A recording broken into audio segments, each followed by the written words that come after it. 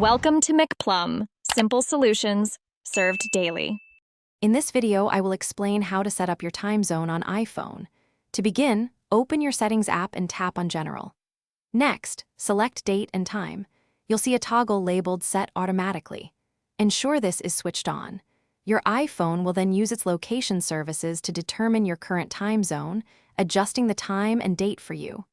This is the simplest way to keep your device accurate, especially when traveling across different regions.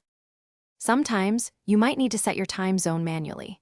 First, navigate back to Settings, then General, and finally Date and Time. Turn off the Set Automatically toggle. Now, tap on the time zone displayed.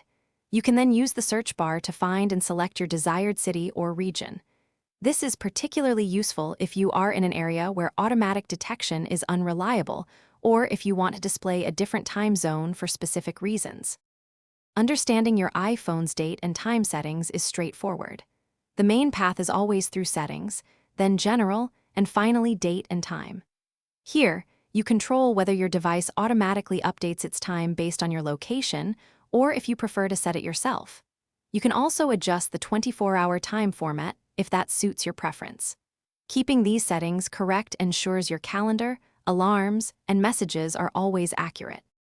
If your iPhone's time zone isn't updating correctly, there are a few simple troubleshooting steps. First, try restarting your device. A quick reboot often resolves minor glitches. Next, double-check that location services are enabled for system services under privacy and security.